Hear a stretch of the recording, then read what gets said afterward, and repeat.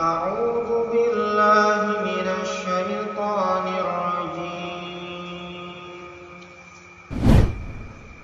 بسم الله الرحمن الرحيم.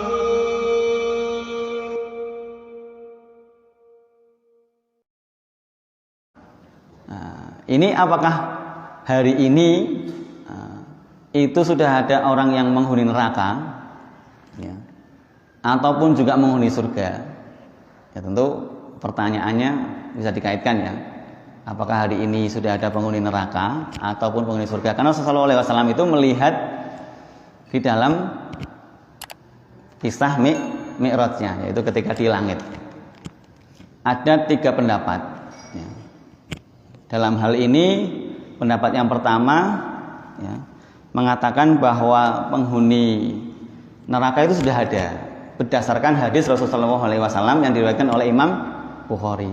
Ittola'tu fil jannati, ya, saya diperlihatkan oleh Allah Subhanahu wa taala di dalam surga.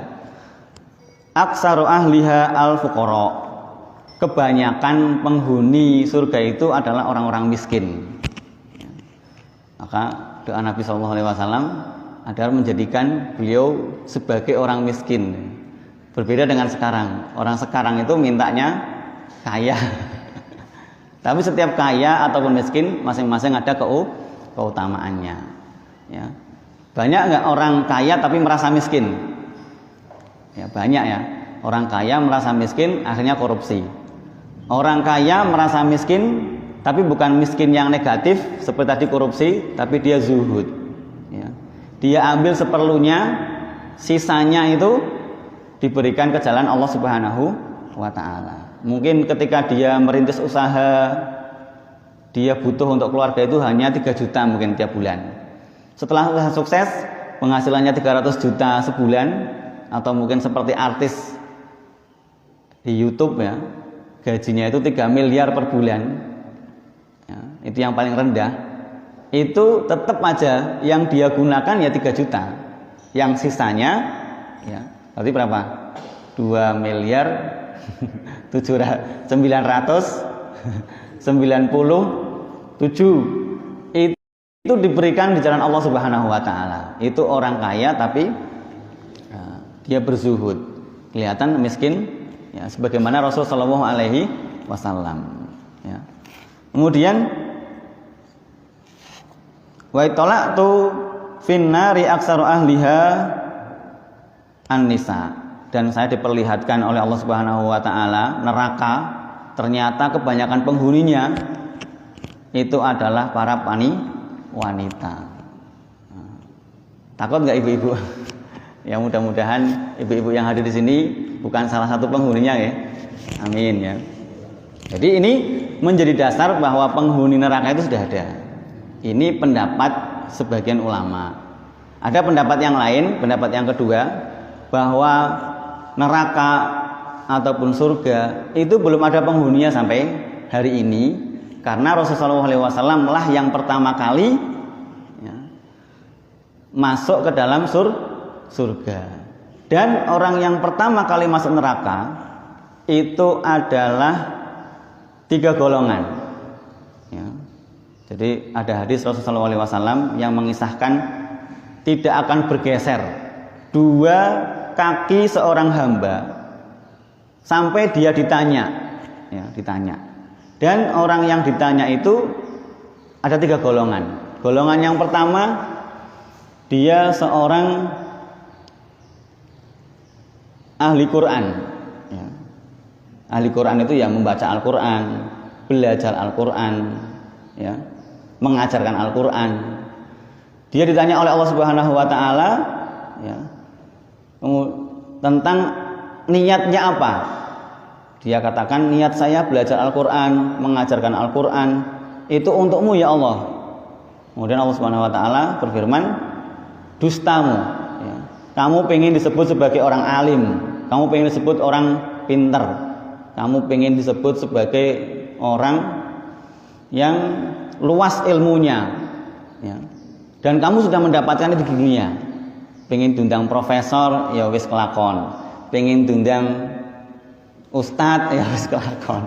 Pengen diundang kiai ya wis kelakon ning donya. Dan Allah Subhanahu wa taala Maha tahu atas niatnya orang tersebut, dan orang ini akhirnya dimasukkan ke dalam neraka karena dia hanya ingin disebut sebagai wong pinter.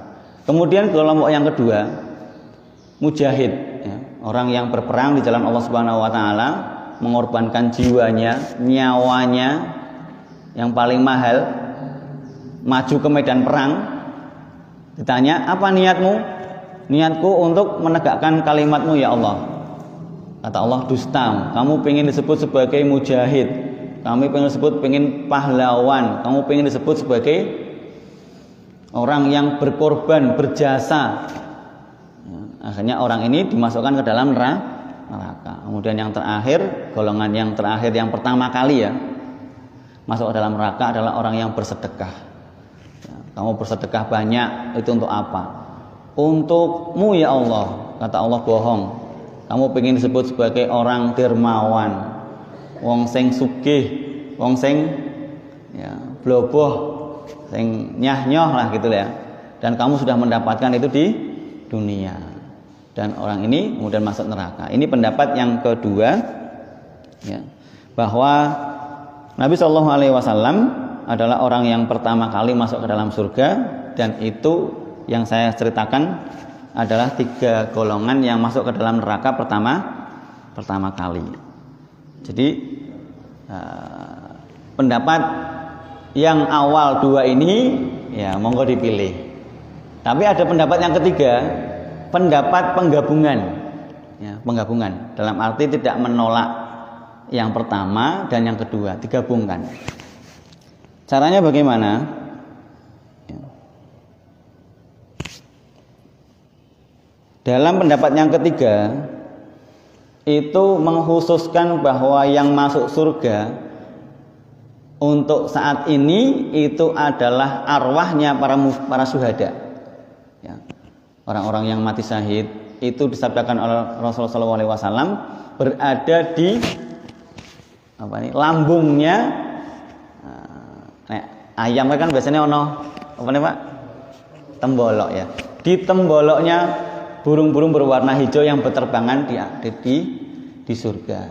Itu. Jadi rohnya para syuhada berada di surga. Selebihnya tidak ada penghuni surga selain para syuhada, rohnya para syuhada. Ini penggabungan dari pendapat yang pertama dan kedua. Kemudian dalam pendapat yang ketiga ini otomatis tidak ada orang yang sudah masuk ke dalam surga ataupun neraka sampai saat ini, dan sampai nanti hari kiamat Allah Subhanahu wa taala menegakkan hisabnya, perhitungannya. Jadi itu. Kemudian apa kesimpulannya? Kalau penggabungan ini, ya, penggabungan ini menyimpulkan bahwa yang dilihat oleh Rasulullah SAW itu adalah bagian daripada azab kubur, ya, azab kubur, ya, karena Rasulullah SAW pernah bersabda, barang siapa yang membaca ayat kursi setiap selesai sholat, maka tidak ada yang menghalangi dia masuk ke dalam surga kecuali mati, ya kan Pak? Orang kalau masuk surga mati dulu kan, ya. Tapi apakah itu langsung masuk surga?